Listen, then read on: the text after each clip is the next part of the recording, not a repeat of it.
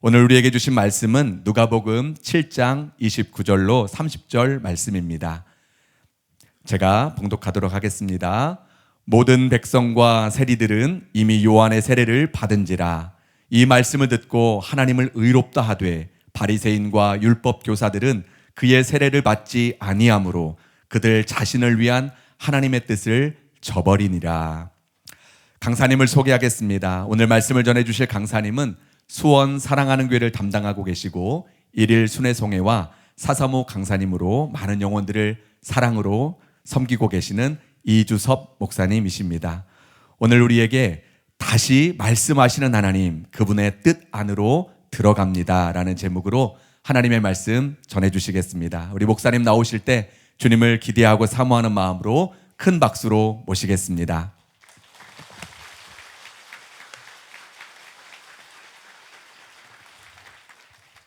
네, 반갑습니다. 예. 목사님께서 방금 소개해 주신 그대로 다시 말씀하시는 하나님, 그분의 뜻 안으로 들어갑니다. 이런 제목으로 말씀 나누고자 합니다. 제가 몇 개월 전에 여기서 말라기에 관련된 말씀을 나눴는데 그 설교에 이어지는 설교다 이렇게 생각하시면 되겠습니다. 몇 개월 전 저는 이 자리에서 말라기서 말씀을 함께 여러분들과 살펴보았습니다. 총 4개의 장으로 구성된 이 말라기서를 통해서 하나님께서는 400년 후에 오실 메시아를 맞이하기 위해서, 또 메시아를 통해 다시 하나님의 영광이 이스라엘 땅에 회복되게 하기 위해서 그 당시 사람들에게 무엇을 준비해야 되는가를 예언의 말씀으로 선포해 주셨습니다. 당시 이스라엘에게 주셨던 예언의 말씀을 간략하게 소개하자면 3가지 정도로 정리할 수가 있어요. 여러분의 기억을 좀 돕기 위해서 첫 번째로 여호와의 크고 두려운 날이 이를 것인데 그날은 악인에게는 심판의 날이 될 것이고 주를 경외하는 자에게는 회복과 치유의 날이 될 것이다. 이게 첫 번째 예언이고요.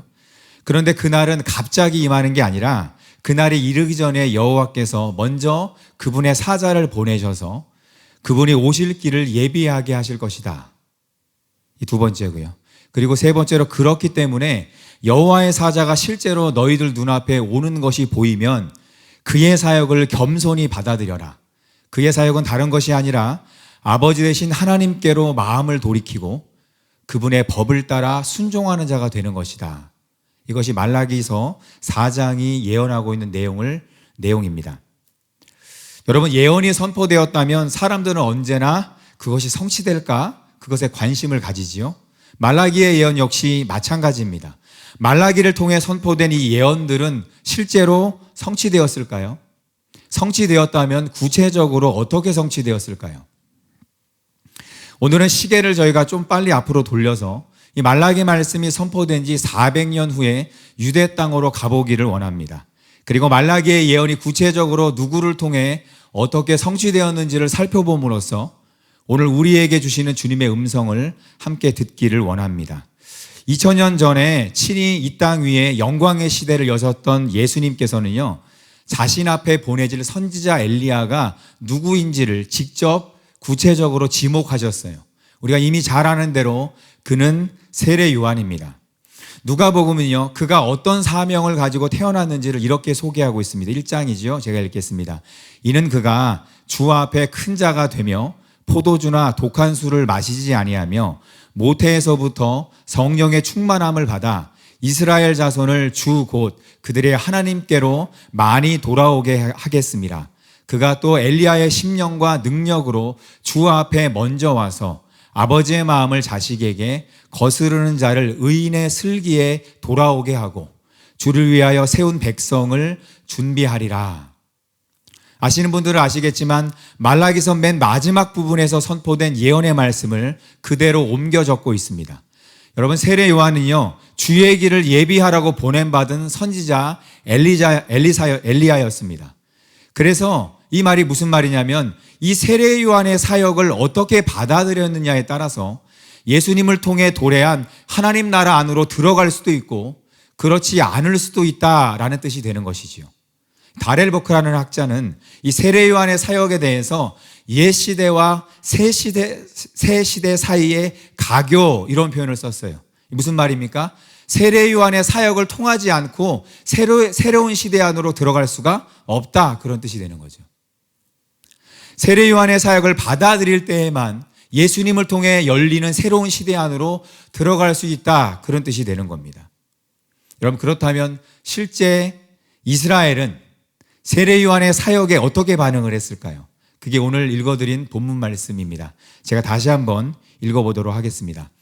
모든 백성과 세리들은 이미 요한의 세례를 받은지라. 이 말씀이라 함은 세례 요한과 이 요한의 사역에 대한 예수님의 평가를 말합니다.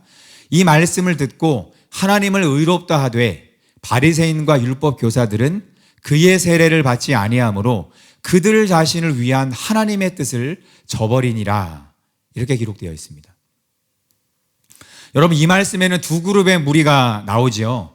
백성과 세리들이 그 한편에 있고요. 다른 한편에는 바리새인과 율법교사, 다른 말로 서기관이죠. 율법교사가 있습니다.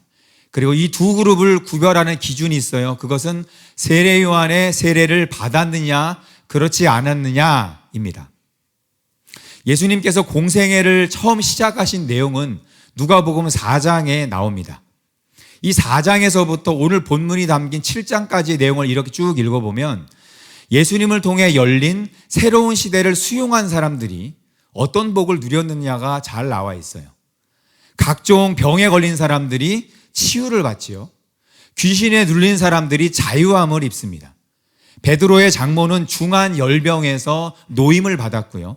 그물질 한 번으로 엄청난 물고기가 잡히기도 했습니다. 나병과 중풍병이 치유되면서 사람들이 비로소 하나님의 영광을 대면하게 됩니다. 오늘 본문이 담긴 7장 역시 예수님을 통해 임한 영광의 사건들이 기록되어 있어요. 예수님의 말씀의 권위를 인정했던 로마의 백부장은 자신이 가장 아끼던 종이 살아나는 기적을 경험합니다. 또 심지어 예수님은 죽은 사람을 살리기도 하세요. 슬픔에 쌓여서 자신의 아들을 묻으러 가던 나인성의 한 과부는 자신의 아들이 그 자리에서 살아나는 것을 두 눈으로 목격하게 됩니다. 여러분, 우리가 이게 성경의 기록이지, 성경의 기록이니까 그러려니 이렇게 생각할 수 있습니다만, 여러분, 이 기적을 실제로 경험한 사람들의 입장에서 한번 생각해 보세요. 자신의 인생이 완전히 바뀌는 놀라운 경험입니다. 여러분, 그런데 이 모든 게 새로운 시대, 예수님을 통해서 예수님을 받아들인 이 새로운 시대에 들어온 사람들이 누린 복이라는 것이에요. 여러분, 그런데 이 사람들의 공통점이 무엇입니까? 그들은 한결같이 겸손하게 요한의 세례를 경험한 사람들이에요. 요한이 요단강에서 세례를 줄 때 그를 찾아온 부류는 크게 세 가지였습니다. 무리들, 세리들, 그리고 군인들이었어요. 오늘 본문에는 어떻게 표현하고 있죠? 모든 백성과 세리들이라고 굳이 그렇게 표현을 하고 있습니다. 여러분, 이 사실은 이 세례 요한의 세례를 그 당시 많은 백성들과 세리들, 죄인된 자들이 그것을 받아들였다라는 것을 나타내는 표현이라고 저는 생각합니다. 그래서 그들은 이 요한의 세례를 겸손히 받아들였고, 그래서 그들이 예수님을 예수님으로 알아볼 수가 있었던 것이에요. 여러분, 그런데 같은 시대를 살았지만 세례 요한의 세례를 받지 않았던 바리새인과 율법 교사들, 그들은 자기들은 아무 일도 일어나는 것이 아니라고 생각했지만 사실 그들에겐 참 무서운 일이 벌어지고 있었습니다. 그들을 향한 하나님의 뜻이 있었습니다. 분명히 있었는데 그 뜻이 다 무산되어 버렸어요. 왜요? 그들이 스스로 져버렸기 때문에. 왜 그렇습니까? 말라기 선지자를 통해 이미 예언되었던 그 예언의 말씀에 주의하지 않았습니다. 하나님이 사자 엘리야를 보냈는데 그 엘리야를 알아보지 못하고 그의 사역을 수용하지 않았기 때문이었어요. 여러분, 물론 이 이야기를 우리와 상관없다고 여기면 아무것도 우리가 무서워할 필요가 없겠지요. 그런데 이 바리새인과 율법 교사의 처지가 어쩌면 나의 미래가 될 수 있다라고 생각한다면 우리는 이 말씀을 그냥 넘길 수가 없는 겁니다. 반대로 우리가 백성과 세리들처럼 세례 요한의 사역에 바르게 반응한다면 우리는 분명 영광스러운 하나님 나라의 일에 참여할 수 있게 되는 거예요. 여기 성경에 기록된 엄청난 기적들이 우리 생애에 보게 되는 것이고 우리가 그 주인공이 될 수 있다는 이야기가 되는 거예요. 그래서 오늘 이 말씀을 통해서 우리가 이 말씀 집중해서 듣기를 원하고, 지금 주님이 우리들에게 원하고 계시는 것이 무엇인가, 그 음성이 이 자리에 계신 우리 모두에게, 우리 심령에 들려지기를 예수님의 이름으로 축원합니다. 그렇다면 어떻게 우리는 이 요한의 사역에 바르게 반응할 수가 있을까요? 첫 번째로 한번 따라해 보겠습니다. 세상 나라에서 일어나는 일이 아니라 하나님 나라에서 일어나는 일에 관심을 가지십시오. 여러분, 모든 하나님의 일은 그분의 말씀으로부터 시작됩니다. 말라기 이후 400년간 침묵하시던 하나님께서 드디어 말씀하셨습니다. 그분은 약속하신 대로 선지자 엘리야를 보내주셔서 주의 길을 예비하도록 하셨어요. 그 일에 세례 요한이 부름을 받은 거죠. 누가복음 3장 2절 하반절입니다. 하나님의 말씀이 빈들에서 사가랴의 아들 요한에게 임한지라. 짧게 이렇게 이야기하죠. 아무도 찾지 않는 빈들에서 오랜 시간 주님을 기다리던 세례 요한에게 드디어 말씀이 임합니다. 여러분, 이 말씀은 400년간 멈추었다가 하나님이 말씀하기 시작한 말씀이에요. 그러니까 엄청난 사건인 거죠. 그런데 누가는 이 엄청난 영적인 세계에서의 사건을 단순히 이 사건만 기록한 게 아니라 세상에서 그 당시 벌어지던 일들과 같이 기록을 했어요. 1절로 2절이 이렇게 말합니다. 디베료 황제가 통치한 지 15해, 곧 본디오 빌라도가 유대의 총독으로, 헤롯이 갈릴리의 분봉왕으로, 그 동생 빌립이 이두레와 드라고닛 지방의 분봉왕으로, 루사니아가 아빌레네의 분봉왕으로, 안나스와 가야바가 대제사장으로 있을 때에, 바로 이때 하나님의 말씀이 조용히 빈들에서 세례 요한에게 임했다는 거예요. 여러분, 어쩌면 하나님의 구속사역하고 무관해 보이는 세상 나라의 왕과 권력자들의 이름이 지나치게 불필요할 정도로 여기 자세하게 나열되어 있습니다. 왜 그랬을까요? 왜 그랬을까요? 세례 요한을 통해 조용히 하나님께서는 새 일을 행하고 계셨습니다. 그분은 말씀을 주셨고 그 말씀을 알아듣는 자들을 찾고 계셨습니다. 그러나 하나님께서 이렇게 말씀으로 뭔가 새 일을, 놀라운 일을 시작하셨을 때에도요, 세상은 여전히 자기들끼리 바쁘고 분주했다는 거예요. 누가 가장 큰 권력을 가지느냐, 누가 세상의 것들을 취하느냐에 관심을 가지고 거기에 초점이 맞추어서 그것을 위해서 열심히들 살아가고 있었습니다. 사람들은 눈에 보이는 세상 것들에 관심이 많았지요. 그러나 사람들의 시선이 이 세상에 쏠려 있는 그 순간에도요, 영의 세계에서는 놀라운 일들이 벌어지고 있다는 겁니다. 그리고 자신의 눈을 그 세상의 일이 아니라 돌려서 하나님의 일에 관심을 두는 사람들을 통해서 주님은 이 땅에서의 구속사역을 계속해서 이루고 오고 계셨다는 거예요. 지금도 마찬가지입니다. 지금도 마찬가지. 미국 대선이 한 달도 남지 않았습니다. 물론 미국은 우리나라가 아닙니다. 그래서 무관심할 수도 있지만 세계 최강대국이기 때문에 누가 미국의 대통령이 되느냐에 따라서 향후 5년간의 국제 정세가 완전히 달라질 수 있어요. 그리고 우리나라 역시 이 일에서 벗어날 수 없습니다. 반드시 우리나라도 누가 대통령이 되느냐에 따라 영향을 받게 되어 있을 수밖에 없어요. 그래서 사람들은요, 누가 과연 미국의 대통령이 될 것이냐 예측하고 그에 따라서 지금부터 바쁘게 준비하고 있습니다. 우리는 준비 안 하는데 세상은 지금 바빠요. 굉장히 바쁩니다. 각 나라에서는 벌써 대통령이 될 가능성이 높은 후보에게 사절단을 보내서 줄을 내고 있습니다. 각종 경제 주체들은 누가 대통령이 되느냐에 따라 자신들의 투자 전략을 지금 바꾸고 있습니다. 각종 분쟁 지역에 있는 나라에서는 자신에게 유리한 후보가 대통령이 될 수 있도록 로비도 하고 심지어 암살 시도도 하고 있다고 그런 이야기를 들었습니다. 또 도박사들은요, 누가 미국 대통령이 될지를 맞추는 내기를 하고 있기도 하지요. 예, 요즘 장안에 화제가 되고 있는 프로그램이 하나 있습니다. 흑백 요리사. 들어보셨어요? 홀리하셔서 모르시는 분. 저도 누구한테 들어서 재밌다 그래서 한번 들어봤는데, 너무 재밌더라고요. 여러분, 이 프로그램에 출연한 셰프들이 매장에 지금 예약이 꽉 차서 또 예약을 받을 수 없다, 그런 이야기를 들었습니다. 보기만 해도 군침 도는 맛있는 음식을 보면서 사람들 마음은 다 똑같은 것 같아요. 나도 저런 거 한번 먹어봤으면 좋겠다. 저도 너무 먹어보고 싶은 게 많이 있더라고요. 그래서 예약이 미어 터지는지도 몰라요. 이 요리경연대회 우승자와 상위권 수상자들은 여기저기 방송을 타고 지금 인기를 누리고 있습니다. 많은 사람들이 관심을 가지는 거죠. 이 프로그램 덕분에 침체되었던 우리나라 요식업에 오랜만에 화색이 돈다, 그런 이야기를 들었습니다. 참 좋은 일이라고 저는 생각합니다. 그런데 우리의 관심도 거기에 머물러 있다면 그거는 좀 문제라는 거예요. 그게 우리의 관심의 전부라면 그건 좀 심각한 문제입니다. 사람들이 누가 대통령이 될까, 누가 사람들에게 주목을 받고 인기를 누릴까에 관심을 가지고 있을 때 우리는요, 하나님이 지금 뭐에 관심이 가지고 계시는가에 우리도 관심이 있어야 돼요. 조용하지만 하나님은 지금도 일하고 계시거든요. 근데 하나님은 지금 무엇을 하고 계시고 어떤 일에 집중하고 계시는가, 우리의 마음이 거기에 있어야 되는 거예요. 그게 그리스도인입니다. 몇 개월 전에 4.3.5 방학 기간이 있었죠.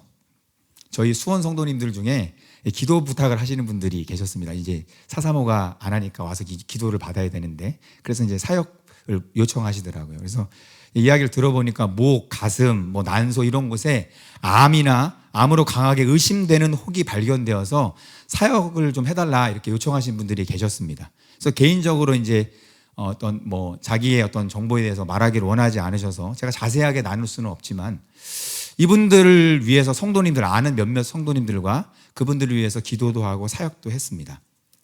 그런데 얼마 전부터 한 분씩 간증을 해주시는 거예요.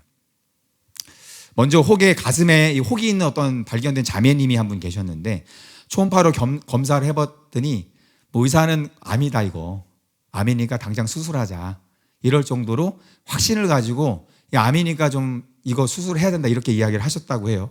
그렇지만 이제 정밀 진단을 좀 받아보자 해서 2개월 후쯤에 병원 예약을 잡아두신 상태였어요. 매주일 교회 오셔서 사역도 받으시고, 또 이제 1일 순회성회가 있으면 거기도 가시고 기도를 받으시더라고요. 그리고 예정대로 병원에 시간이 돼서 가셨습니다. 다시 검사를 했는데 혹이 감쪽같이 사라져 버렸어요. 너무 감사하더라고요. 그 이야기를 들려주는데 하나님 일하고 계시는구나 해서 너무 좋았습니다. 또 고등학교를 작년에 졸업하고 올해 미용실에 취직한 자매님이 한 분 계셨어요. 여러분, 미용실이 쉽지 않은 거 아시죠? 예, 쉽지 않은, 하루 종일 이렇게 서 있어야 되는 힘든 일입니다. 많이 지치는 일인데 그래도 일을 잘 해나갔다고 해요. 그런데 갑자기 몸이 너무 피곤하고 이상 증세가 있어서 누가 이야기를 해서 병원에 가서 검사를 받아봤어요. 안산에 있는 고대병원 가서 검사를 받아봤는데, 그랬더니 목에 2.2cm짜리 혹이 발견된 거예요. 역시 의사 선생님이 이거는 암일 가능성이 50% 이상이다. 정밀 진단을 해봐야 되겠지만 더 발전하기 전에 빨리 수술하는 게 좋지 않겠느냐, 마음이 바뀌면 빨리 와라, 그렇게 이야기를 하셨다고 해요. 근데 이 자매님이 수술을 받는 걸 원하지 않으셨다고 해요. 교회 가서 기도받겠다, 이런 마음을 먹고 정밀 점진을 위해서 예약을 하고 이제 교회에 와서 기도 요청도 하고 화요 치유의 방 열심히 가시고 4.3.5에도 오시고 하시더라고요. 그런데 지난 화요일 낮 치유의 방에 이 자매님이 참석을 하셨어요. 사역자분들에게 기도를 받고 이제 집으로 돌아오는데, 본인이 집에 돌아오다 목을 만져봤는데 혹이 안 만져지는 거예요. 2.2cm짜리인데 그때 곽세용 목사님한테 이제 다 나았다고 이렇게 이야기를 들었다고 했는데, 만져봤는데 혹이 안 만져서 얘가 너무 놀라가지고 아빠한테 연락을 한 거예요. 아빠, 혹이 안 만져져요. 주일날 와가지고 저한테 간증을 해주더라고요. 주님께서 깜짝같게 우리 자매님의 혹을 수술해 주신 줄로 믿습니다.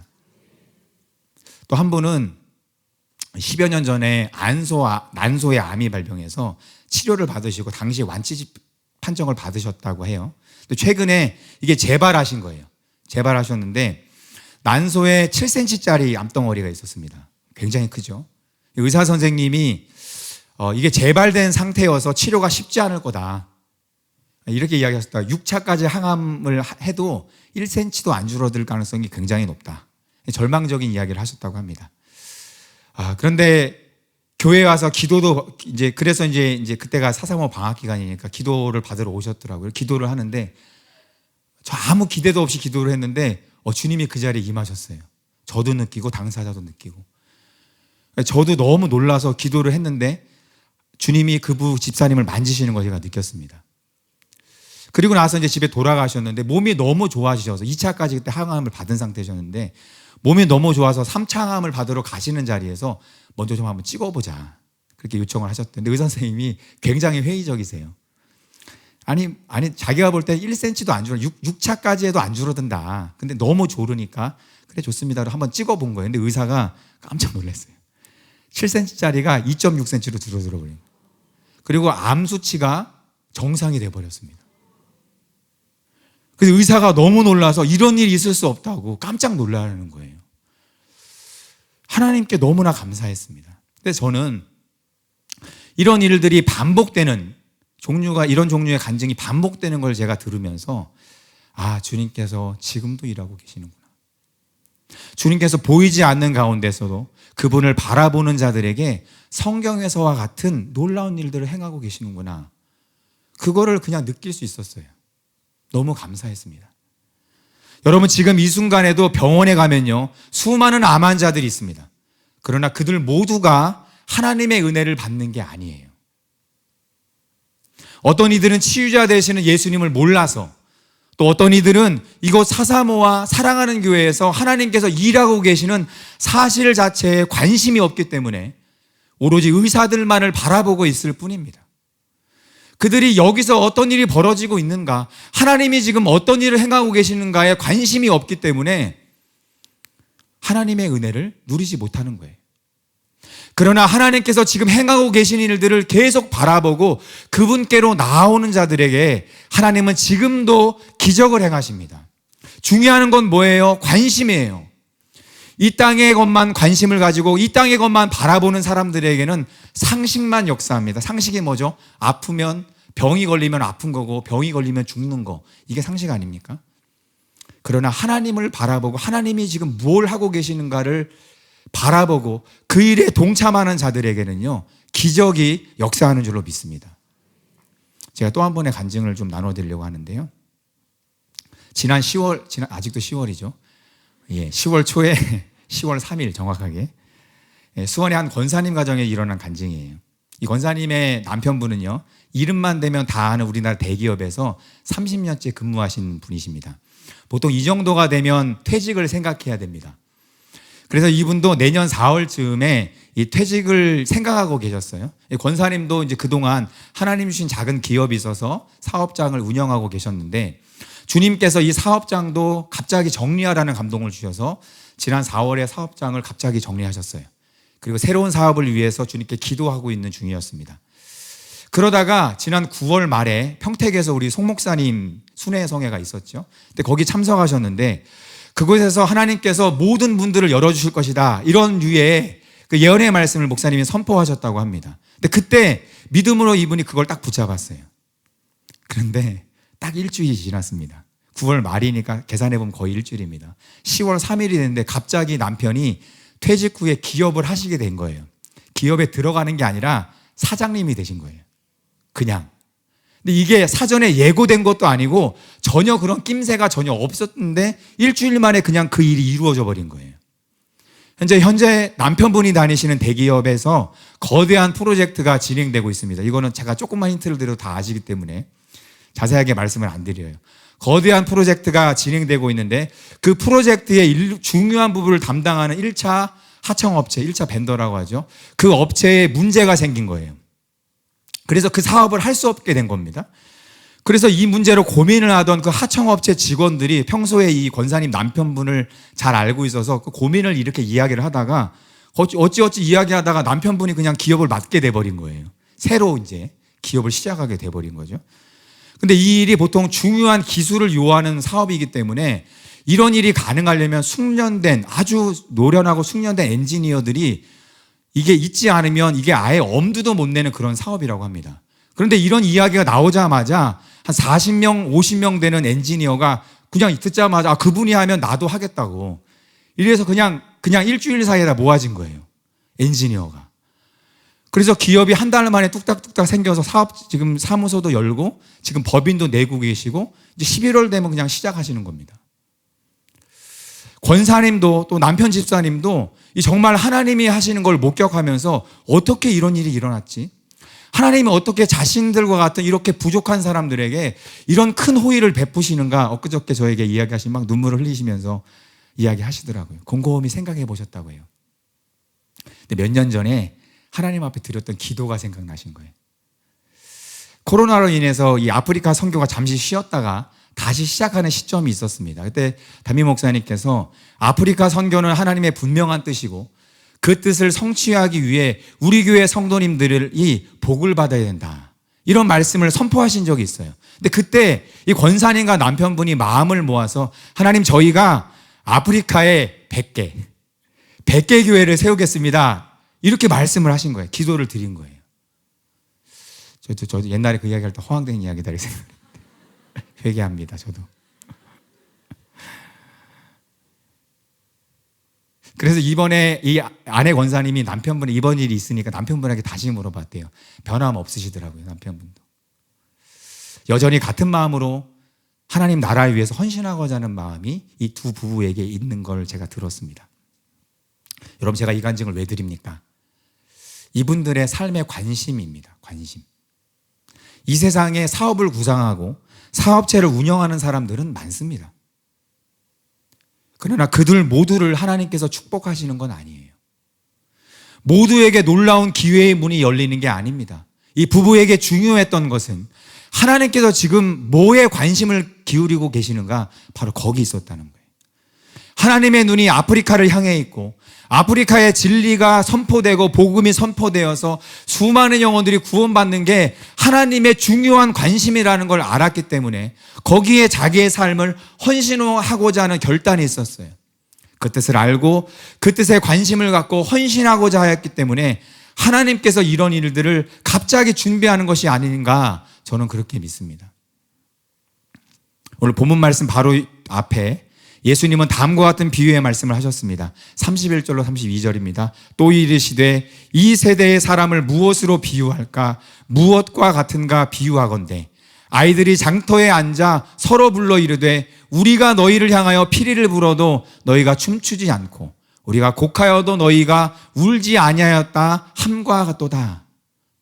예수님이 그 세대를 바라봤는데 많은 사람들이 있었지만 하나님이 하고 계시는 일에 관심을 갖지 않았다는 거예요. 이 세대에도 많은 사람들이 있지만 그들 모두가 하나님의 은총, 하나님의 영광을 보는 것은 아닙니다. 하나님께서 사람을 차별하시기 때문입니까? 그렇지 않죠. 여러분 이 비유가 말하는 대로 구약에 이미 예언되었던 선지자 엘리야가 왔고 심지어 하나님의 아들 메시아가 오셨지만 사람들이 임의로 대했다라고 성경이 말해요. 관심이 없는 거죠. 하나님의 뜻이 선포되었고 하나님의 계획이 말해졌습니다. 그 계획이 진행되고 있지만 성취되고 있지만 그것에 관심을 기울이지 않는 사람들, 그들은 오늘 본문이 말하는 것처럼 바리새인과 율법 교사들처럼 하나님의 뜻에서 벗어날 수밖에 없는 것이죠. 그러나 하나님 나라에 관심을 가지고 하나님의 뜻에 자신의 마음을 합한 사람, 그들에게 하나님의 영광이 나타나게 될 줄로 믿습니다. 저는 이 자리에 계신 그 누구도 이 은총에서 예외가 되기를 원치 않습니다. 하나님은 지금도 하나님 나라를 확장시키려는 뜻을 가지고 계시고 그 뜻을 진행하고 계세요. 우리가 모를 뿐. 그 뜻에 관심을 가지고 하나님 지금 뭘 하려고 하시지? 하나님 어떤 일을 지금 진행하고 계시지? 우리가 이것에 관심을 가지고 마음을 합하게 될 때 우리가 하나님의 영광을 우리 세대에 보게 될 줄로 믿습니다. 두 번째로 한번 따라해 보겠습니다. 무엇을 하리까라고 묻고 그대로 행하십시오. 요한의 세례는 물 세례였습니다. 물에 그 몸을 잠그는 일종의 종교의식이죠. 오늘 본문의 말씀을 따르자면 어떤 이야기가 됩니까? 이 의식을 거행했느냐에 따라서 자신을 향한 하나님의 뜻에 동참할 수 있기도 하고 그렇지 않을 수도 있다, 그런 뜻이 되죠. 근데 좀 이상하지 않습니까? 물에 한번 들어갔다 나오면 하나님 뜻에 동참한다. 이게 좀 이상하게 들릴 거예요. 다른 공관복음과 달리 누가복음은 요한의 사역을 비교적 구체적으로 다루고 있습니다. 그의 메시지가 단순히 회개하라 였다고 요약하고 있는 게 아니라 구체적으로 누구에게 어떤 메시지를 선포했는지가 자세하게 서술되어 있어요.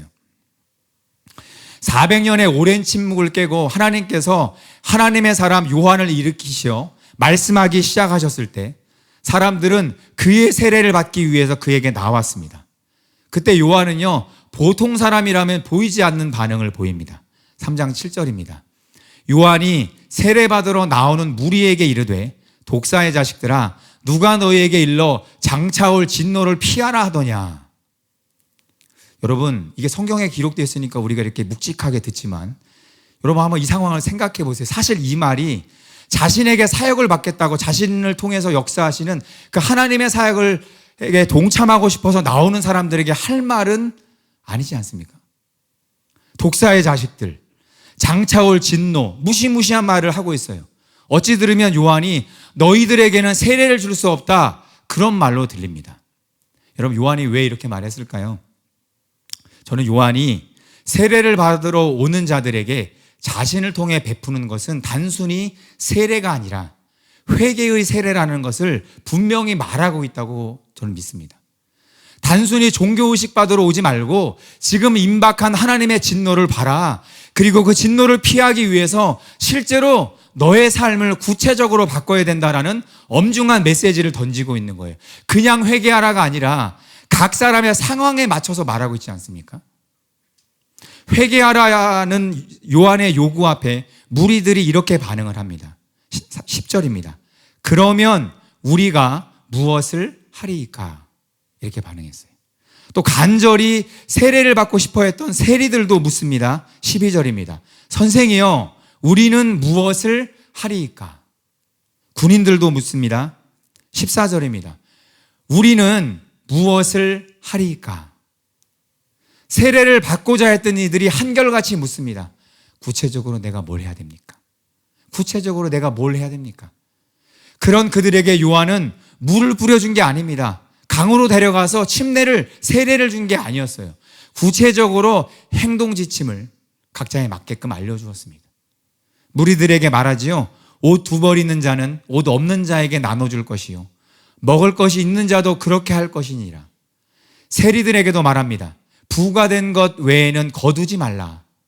군인들에게도 말하지요. 사람에게서 강탈하지 말며 거짓으로 고발하지 말고 받는 급료를 족한 줄로 알라. 각 사람에게 맞추어서 말해주고 있어요. 세례 요한이 제시한 행동 지침들을 보십시오. 여기에 하나님을 사랑하고 내 이웃을 내 몸과 같이 사랑하라는 율법의 정신이 고스란히 담겨 있지 않습니까? 하나님의 법에 순종함으로써 하나님께로 우리의 삶을 돌이키기를 원하세요. 그것이 우리를 향한 하나님의 뜻 가운데로 들어가는 실제적인 비결이기 때문에 그렇습니다. 중요한 것은요, 하나님이 우리 각자를 향한 하나님의 뜻이 있고 그 뜻이 이루어지게 하기 위해서 각자가 회개하고 바꿔야 될 그 무엇이 있다라는 것입니다. 여러분, 요한의 세례는 우리를 향한 하나님의 뜻이 성취되는 관문과 같아요. 이 문 안으로 들어갈 때야 비로소 나를 향한 하나님의 뜻이 시작될 수 있습니다. 다른 말로 우리가 이 관문을 외면한다면, 우리가 우리 자신에 대해서 어떤 생각을 가지고 있든지, 하나님께서 우리를 향해서 얼마나 엄청나고 위대한 계획을 가지고 있든지 그것은 그냥 환상과 꿈에 불과한 거예요. 말씀을 준비하면서 더 진지하게 고민해 보게 됐습니다. 하나님, 내 삶을 살펴볼 때 내가 바꿔야 되는 건 무엇입니까? 하나님, 그냥 회개합니다, 눈물 흘립니다, 이게 아니고 하나님, 나는 내 삶에서 무엇을 바꿔야 하나님 기뻐하시겠습니까? 를 묻게 되더라고요. 요한이 요구합니다. 구체적으로 너의 삶을 바꿔라. 너의 삶에서 하나님이 보시기에 미워하시는 것이 무엇인지를 묻고 그걸 바꿔라. 하나님께서 기뻐하시는 일이 무엇인지를 묻고 그것을 행하라. 내 삶을 가득 채우고 있는 세상의 꿈과 계획을 내려놓고, 그걸 내려놓으면 그때 비로소 너 옆에 있는 사람들이 보일 거다. 그들에게 긍휼과 사랑을 베푸는 자가 되라. 너의 시간도 너의 마음도 너의 뜻도 모든 것이 하나님의 것이 될 수 있도록 사랑하라. 그런 메시지들을 우리가 들을 수 있을 거라 저는 생각합니다. 아까 간증을 드렸던 이 권사님, 저희 교회 오신 지 한 7년 정도 되셨는데 원래 두어회 전에 하나님의 은혜로 작은 가게를 하나 열게 되셨어요. 그때도 기적적으로 하나님이 이 인도하셔서 사업장을 시작하셨기 때문에 제가 참 기억에 많이 남습니다. 근데 개업 예배를 드리면서 이 가정이 좀 그 당시에 재정적으로 어려웠기 때문에 새롭게 사업을 시작하면서 제가 마음이 너무 좋았어요. 하나님이 이제 이 가정이 축복하시는구나. 그래서 좋은 일만 있으면 좋겠다. 그런 마음으로 개업 예배를 드렸던 기억이 있어요. 그런데 가게를 운영하는 과정에서 참 어려운 일들이 많았습니다. 제가 그걸 하나하나 들으면서 이렇게 보고를 받으면서 마음이 되게 아팠고 힘들었는데, 근데 이번에 그런 이야기를 하시더라고요. 그 과정을 보내시면서 하나님이 자기를 바꾸셨다고. 자기도 자기가 잘하는 줄 알았는데 자신이 몰랐던 그런 부분들이 너무 많았고, 하나님이 자기 안에 숨겨져 있던 교만한 마음들, 사람을 사랑하지 못하는 마음들, 그런 것들을 그 시간들을 통해서 철저히 자기를 다루셨노라고, 그 시간을 통해서 자기가 하나님 앞에서 회개하게 되었노라고 그렇게 이야기를 하시는 걸 제가 들었습니다. 여러분, 회개 없이 하나님의 뜻 안으로 들어가는 것은 불가능합니다. 그래서 하나님은 우리에게 우리의 삶에 회개를 계속 요구하시고 실제적인 변화를 지금 요구하고 계신 거예요. 우리는 우리 각자를 향한 하나님의 뜻이 있다는 사실을 알고 있습니다. 오늘 본문에 의하면 심지어 하나님의 뜻에 늘 반대편에 서 있었던 바리새인과 율법 교사들에게도 원래 하나님의 뜻은 있었어요. 여러분, 바리새인과 율법 교사들한테도 하나님의 뜻이 원래 있었다면 누구에게나 다 하나님의 선하신 뜻이 있다고 확신하는 건 어렵지 않을 겁니다.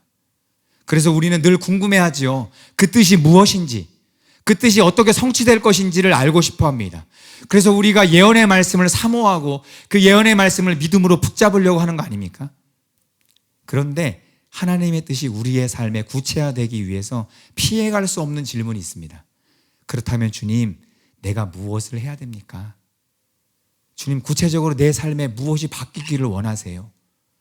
하나님의 뜻에 부합한 사람으로 바뀌기를 하나님이 원하고 계신다는 것이죠. 저는 지금까지 하나님께서 사랑하는 교회 함께 하신 것처럼 앞으로도 함께 하실 것을 믿습니다. 그리고 점점 더 깊은 차원의 영광, 그것이 우리를 기다리고 있다는 사실 또한 믿습니다. 대한민국을 넘어설 것이고 아프리카를 넘어설 것이고 수많은 대륙으로 놀랍도록 분별된 그리고 정립된 복음이 선포되어서 하나님의 나라를 왕성케 하는 일이 바로 이 자리에 있는 우리들을 통해서 하나님 그걸 하실 것을 저는 믿습니다. 우리 한 사람 한 사람을 다 사용하실 거라 저는 믿어요. 그런데 여러분, 여러분과 저에게 두신 이 하나님의 뜻, 이 사랑하는 교회에 두신 하나님의 뜻이 성취되기 위해서 지금 우리가 뭘 준비해야 됩니까? 깊이 회개해야 됩니다. 깊이. 지난주에 우리 임성호 목사님 말씀 들으면서 얼마나 많이 하나님 앞에 회개했는지 몰라요. 그 말씀을 들으면서 하나님이 지금 내 심장을 찌르시는구나. 심장을 찌르시는구나. 너무 많은 찔림을 받았습니다. 주님, 저를 불쌍히 여겨주세요. 회개합니다. 단순히 이런 회개가 아니라 우리의 삶을 구석구석 하나님이 살펴보기 원하신다는 걸 느꼈습니다. 다른 사람은 모르지만 나는 알고 있는, 사랑으로 행하지 않았던 것을 발견하기 원하고 사랑으로 바꾸기를 하나님 원하시고, 불의하게 행했던 것을 알지만 내가 그냥 모르는 척 넘겼던 것들을 그걸 바꿔야 돼요. 세상 사람들은 상식이니까 전혀 문제 삼지 않지만 하나님이 보시기에 이것이 불의하다 하시면 그걸 바꿔야 되는 시기가 되었다는 거예요. 그것이 우리 자신을 향한 하나님의 뜻을 이루는 첫 발걸음인 것을 믿으시기 바랍니다. 사랑하는 여러분, 이제 다가올 영광의 시간, 그 안으로 들어가기 위해서 우리는 주님 앞에 항상 회개하는 삶을 살아야 돼요. 하나님께서 내 삶을 바꾸고 싶어 하시는 게 무엇인지 주님이 말씀하시기 전에 우리가 먼저 물어봐야 돼요. 하나님, 내가 내 삶에서 뭘 바꾸기를 원하십니까? 하나님께서 내가 행하기를 원하시는 일이 무엇인지를 말씀하시기 전에 주님, 저에게 좀 먼저 알려주세요라고 적극적으로 우리가 하나님께 여쭤봐야 됩니다. 그리고 말씀하신 그대로 우리의 삶을 변화시키고 나아갈 때 영광이 실제가 될 줄로 믿습니다. 마지막 세 번째로요, 따라해 보겠습니다. 헌신적인 사랑으로 주님과 함께 하나님의 나라를 세우십시오. 깊은 회개는 우리의 인생을 하나님의 뜻 안으로 인도합니다. 그렇지만 회개는 관문일 뿐 회개가 신앙생활의 전부일 수는 없습니다. 하나님 나라 안으로 들어간 사람에게 주님이 무엇을 요구하실까요? 다시 말해서 회개했다면 우리는 그 다음에 무엇에 집중해야 될까요?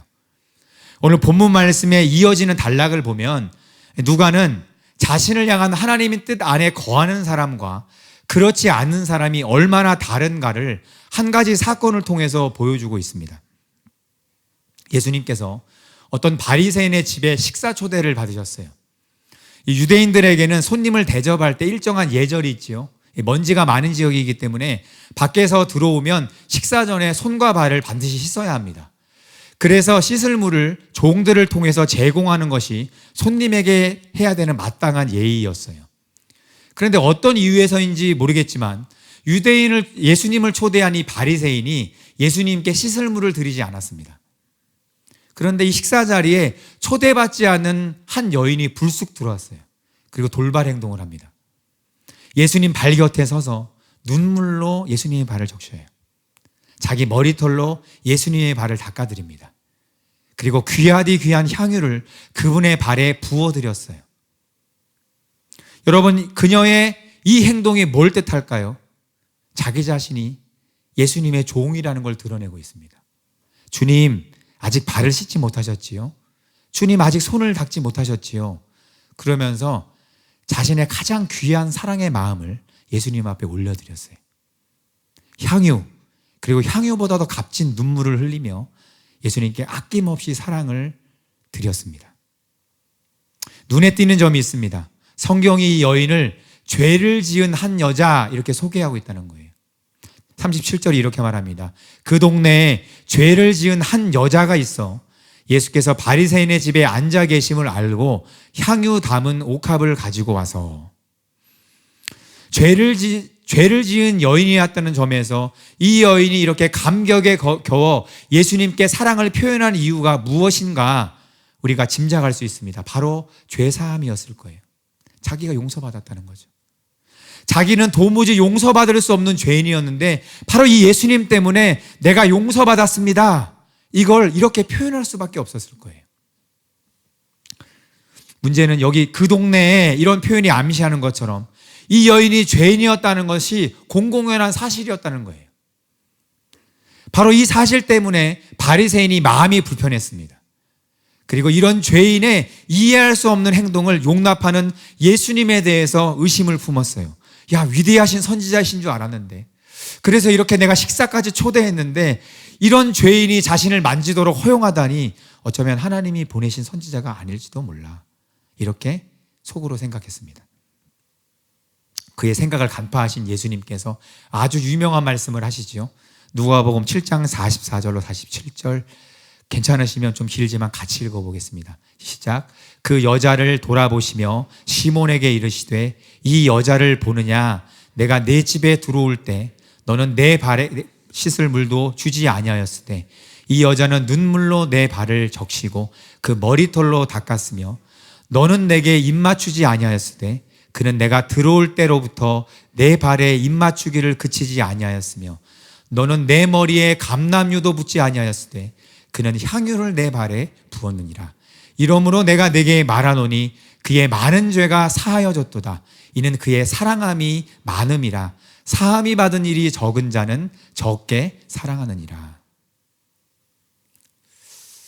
여러분, 이 여인의 과거 행적을 떠올리면서 죄인 이렇게 낙인을 찍고 있는 바리새인에게 예수님은 과거가 아니라 그 당시의 행동, 현재의 행동을 대조시키셨어요. 손님을 불러놓고 가장 기본적인 예의도 지키지 않는 그의 행동.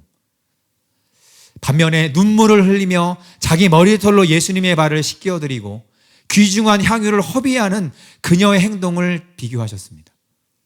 그리고 그녀가 예수님께 보인 사랑은 결국 그녀가 죄사함을 이미 받고도 남았다는 가장 확실한 증거라고 선언하고 계신 거예요. 예수님의 눈에 그녀는 더 이상 죄인이 아닙니다. 이토록 큰 사랑으로 예수님을 섬기는 것은 그녀가 자신의 큰 죄를 분명 용서받았음에 대한 감격이고 그 자체로 그녀가 이 바리새인보다 나은 의인이다라는 것을 증거하는 거예요.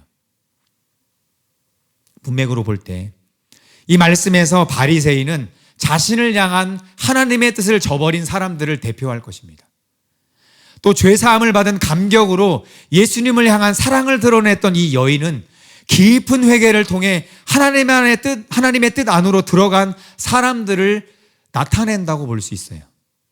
그렇다면 이 두 부류의 사람들에게 나타나는 가장 명확한 차이가 뭐예요? 주님을 향한 진실한 사랑, 그리고 헌신입니다.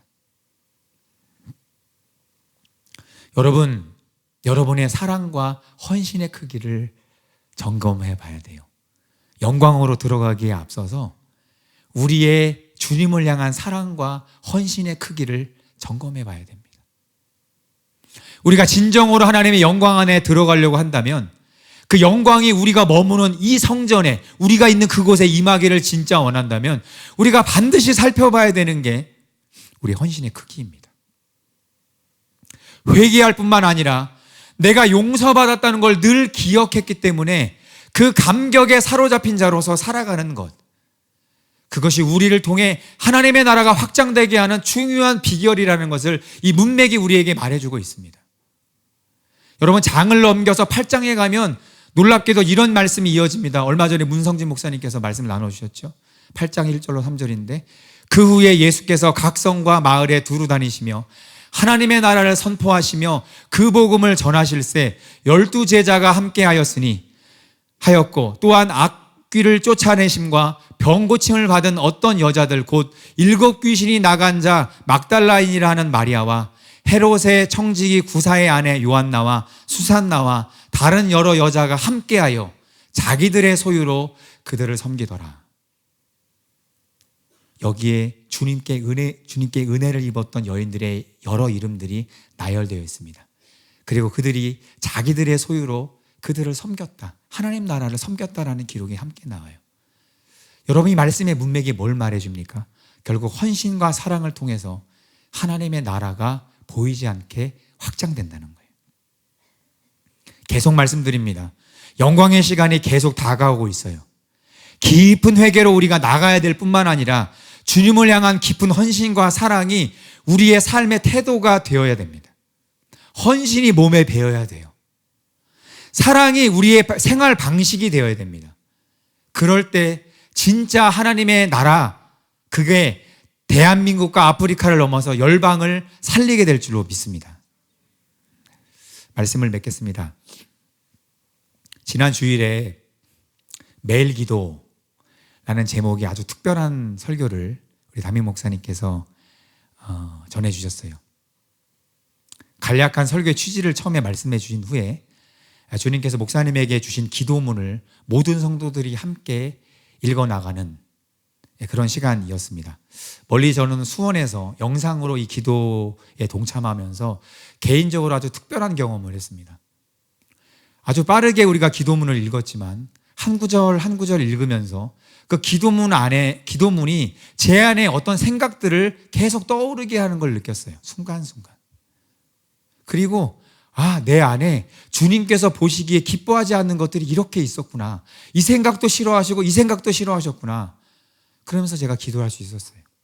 이어지는 기도 시간을 통해서 제가 더 깊은 회개의 자리에 나갈 수 있었습니다.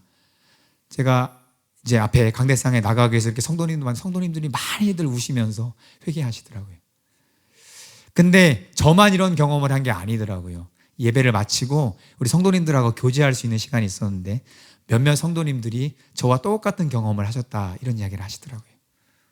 저는 아마 이 자리에도 저와 같은 경험을 하신 분들이 많이 있을 거라 생각합니다. 제가 주일날 모든 성도님들이 함께 이렇게 기도하는 그 광경을 저는 볼 수 있었잖아요. 영상으로 볼 수 있었잖아요. 이 보는데 다음 말씀이 생각났습니다. 느헤미야인데요. 느헤미야 8장 그리고 9장의 말씀이 생각났어요. 6절로 8절입니다. 에스라가 위대하신 하나님 여호와를 송축하며 모든 백성이 손을 들고 아멘 아멘 하고 응답하고 몸을 굽혀 얼굴을 땅에 대고 여호와께 경배하니라. 백성이 제자리에 서 있는 동안 그들에게 율법을 깨닫게 하였는데 하나님의 율법책을 낭독하고 그 뜻을 해석하여 백성에게 그 낭독하는 것을 다 깨닫게 하니 백성이 율법의 말씀을 듣고 다 우는지라. 9장 1절로 3절입니다.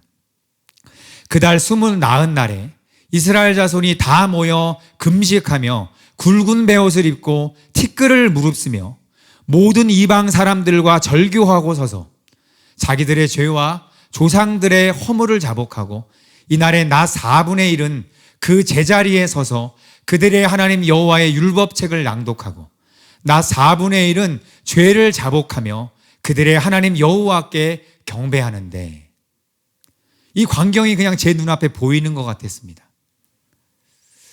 포로에서 돌아온 이스라엘이 무너진 나라를 일으키기 위해서 가장 먼저 했던 일은 예루살렘 성벽을 중건하는 일이었어요. 물리적으로는 그렇죠. 그러나 눈에 보이는 건물을 세우는 것이 결코 전부는 아니었습니다. 그들은 그들 안에 이미 무너져버린 하나님에 대한 경외심, 하나님의 법도에 대한 지식, 이 세상에 이미 물들어버린 행습을 버리기 위해서 하나님 앞에 모여야 했어요. 그리고 학사 에스라의 말씀을 들으며 눈물을 흘리며 깊이 회개하였습니다. 개별적으로 기도한 게 아니라 성회로 모여서 낮 4분의 1, 3시간이나 4시간이 되겠죠. 말씀을 낭독하며 말씀의 뜻을 깨달으며 이것이 죄였구나 보았다는 거죠. 그리고 동일한 시간을 들여서 찔림받은 말씀을 가지고 자신의 삶을 돌이키기 위해서 깊이 회개했다는 거예요. 모두가 모여서. 저는 어쩌면 주님께서 이 놀라운 일을 지금 하고 계신다, 그렇게 생각하게 되었습니다. 단순히 깊이 회개하고 헌신된 몇몇의 사역자, 이제 그걸로 부족하기 때문이에요. 이 자리에 있는 모두가 하나님 앞에 깊이 회개하고 하나님 나라의 일을 이루는 데 있어서 자신의 인생의 방향을 정할 때, 그리고 진정한 죄 용서의 감격 안에서 주님께 깊이 헌신하게 될 때예요. 그때에 비로소 말라기를 통해 예언된 하나님의 영광이 이스라엘 땅에 임했던 것처럼 그 영광이 우리가 사는 이 세대 가운데 재현되고 수많은 영혼들이 구원받게 되는 거예요. 이게 실제입니다. 실제입니다. 우리는 하나님이 30만, 300만, 3천만, 3억의 인구를 돌아오게 한다, 그것만 바라보면서 환상에 젖어 있는 게 아닙니다. 그걸 위해서 하나님이 이런 대가를 우리들에게 요구하고 계신 거예요. 사랑하는 여러분, 주님은 지금 우리를 깊은 회개, 또 실제적인 회개, 그거로 인도하고 계세요. 최근 담임 목사님을 통해 선포되는 말씀들을 떠올려 보세요. 얼마나 세밀하고 얼마나 정교하고 얼마나 실제적인 말씀들입니까? 그리고 그대로 행하기만 하면 변화를 경험할 수 있는 말씀들이에요. 여러분, 여기에는 하나님의 음성이 들려 있는 거예요. 이렇게 해야 된다는 거예요. 바꿔야 된다는 거예요. 우리를 향한 하나님의 뜻은 분명합니다. 회개입니다. 우리의 삶을 완전히 바꿔 놓을 만한 깊은 회개를 하나님 요구하고 계십니다. 학사 에스라의 말씀을 통해 하나님의 뜻을 발견하고 자신들의 죄를 깊이 회개했던, 그래서 새로운 이스라엘을 세워나갔던 이스라엘 백성들처럼 우리 역시 우리를 향한 하나님의 뜻을 저버리지 말고 깊은 회개와 깊은 헌신과 사랑으로 하나님의 나라를 함께 이루어나가는 저와 여러분 되시기를 예수님의 이름으로 축원합니다. 우리 말씀 붙잡고요, 주님 앞에 깊이 기도하며 나아가겠습니다. 주님 앞으로 우리가 돌아갑니다. 하나님, 우리가 주님 앞으로 돌아갑니다. 하나님, 지금 우리를 향해서 무엇을 말씀하고 계십니까?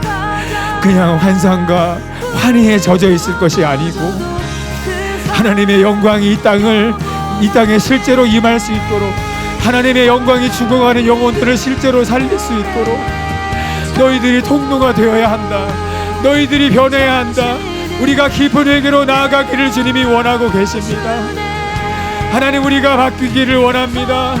하나님, 요한을 통해서 메시지를 선포하셨던 것처럼 우리의 심령 깊은 곳에 우리에게 말씀하여 주시옵소서. 하나님, 내가 숨기고 있고 내가 말하지 않고 알면서도 외면하고 있는 것은 무엇입니까? 하나님, 알고 있지만 이것이 나에게 손해가 될 것을 알기에 하나님, 애써 눈 감아버린 것, 그것은 무엇입니까? 하나님, 우리가 이것을 하나님 앞에 아뢰입니다. 하나님, 이것을 우리가 주님 앞에 도전합니다. 하나님, 말씀하고 계시는 주님의 말씀을 듣게 하여 주시옵소서. 성령님, 이 시간 우리 가운데 말씀하여 주시옵소서. 우리가 무엇을 버려야 하는가?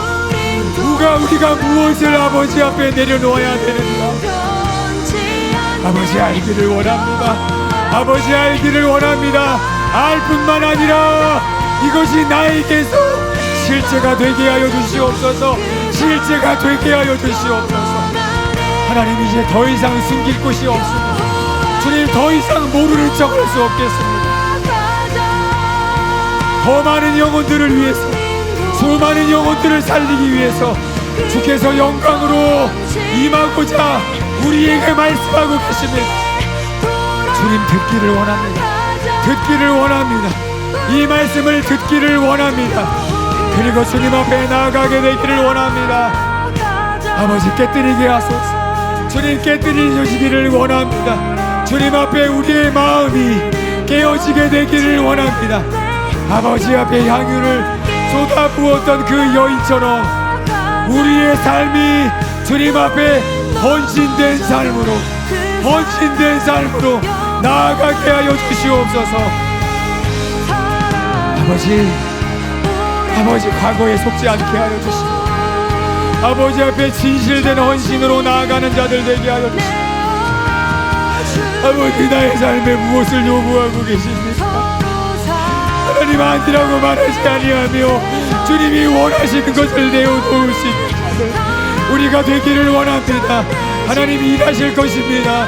주님이 비로소 우리를 통해서 일할 것을 믿습니다. 주님, 그래서 주님 앞에 내어드리게 하소서. 내어드리게 하여 주시옵소서. 주님, 계속 말씀하고 계십니다. 너희가 회개로 나에게로 돌아와야 한다. 너희의 삶이 진실로 바뀌어야 한다. 주님, 말씀하고 계십니다. 주님의 그 말씀 앞에 우리가 서게 하여 주시옵소서. 우리가 서게 하여 주시옵소서.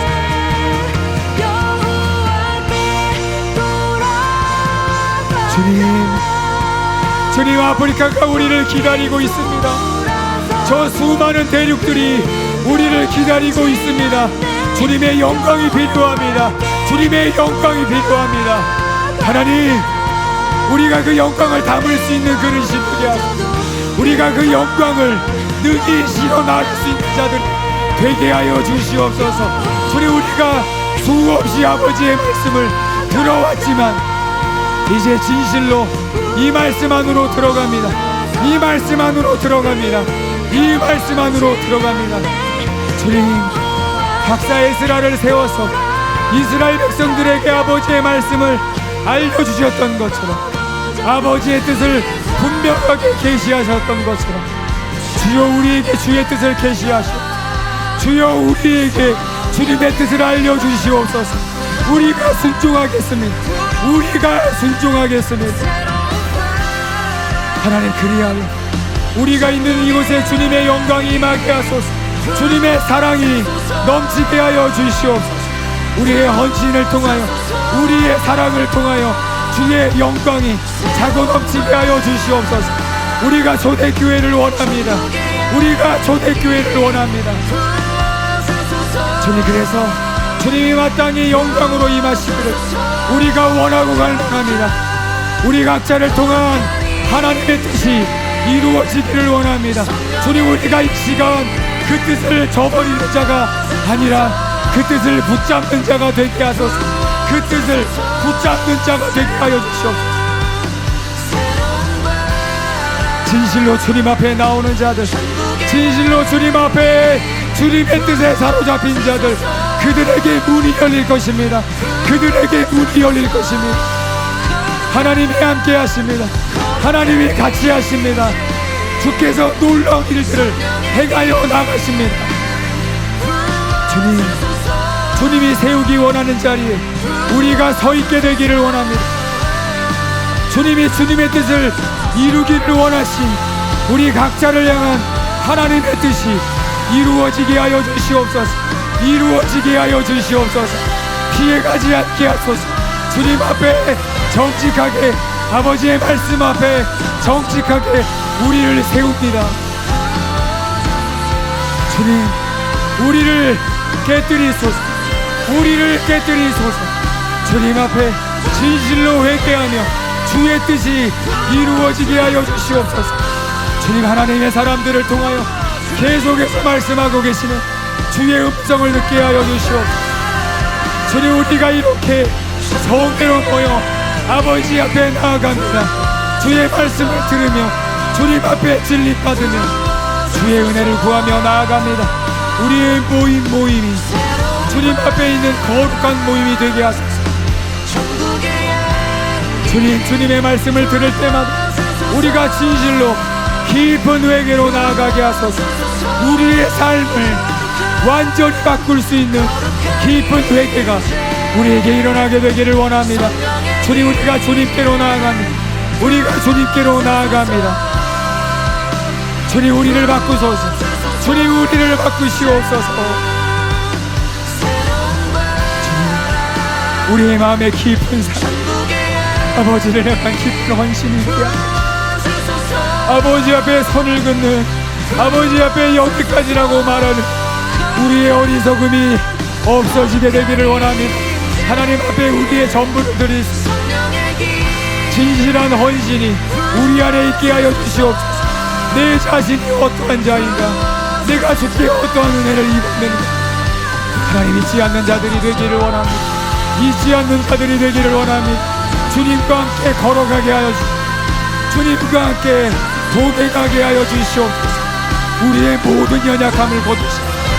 우리와 함께하고자 하시는 하나님을 붙잡습니다. 하나님을 붙잡습니다. 주님, 주님과 함께 걸어오게 하소서. 주님과 함께하게 하여 주시옵소서. 주님이 우리와 같이 하십니다. 주님이 우리와 같이 하여 주십니다. 하나님의 나라가 오늘 우리에게 임할 것입니다. 하나님의 나라가 여러분들과 함께 하실 것입니다. 주님이 문들을 여십니다. 주님이 문들을 여실 것입니다. 주님, 우리를 향한 하나님 아버지의 뜻, 그 고귀한 뜻, 하나님, 그것이 이루어지게 하여 주시옵소서. 그것이 이루어지고도 남음이 있게 하여 주시옵소서. 그래서 우리가 하나님의 영광을 우리 세대에 볼 수 있도록 주님 함께 하여 주시옵소서. 주님 같이 하여 주시옵소서. 우리가 여기에 멈추지 아니하며 주님과 함께 더욱 나아가는 자들, 주님 앞에 나아가는 자들 될 수 있도록 주님 함께 하여 주시옵소서. 주님 같이 하여 주시옵소서.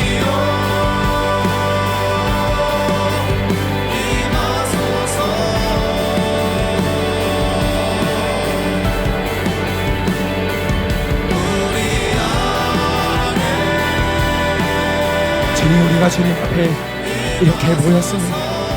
하나님 영광으로 이 자리에 함께 하심을 믿습니다. 아버지의 영광으로 함께하고 계심을 믿습니다. 우리가 오늘 이 자리에 임하니 영광으로 우리가 새롭게 될 것을 믿습니다. 아버지, 더 임하여 주시옵소서. 아버지, 우리 가운데 더욱 임하여 주시옵소서. 이 자리에 연약한 모든 자들이 주의 영광을 보는 시간이 될 수 있도록 주님 함께하여 주시옵소서. 오직 우리가 주님만을 바라봅니다. 오직 이 시간을 통하여 우리가 주님만을 바라봅니다. 주님 함께하여 주시옵소서. 깊은 회개로 나오는 자들을 주님의 뜻 가운데로 불러주시고 그 뜻이 온전히 이루어질 수 있도록 주님 함께하여 주시옵소서. 주님, 감사를 드립니다. 주님, 온전한 감사를 올려드립니다. 이 모든 말씀 우리 주 예수님의 이름으로 기도드립니다.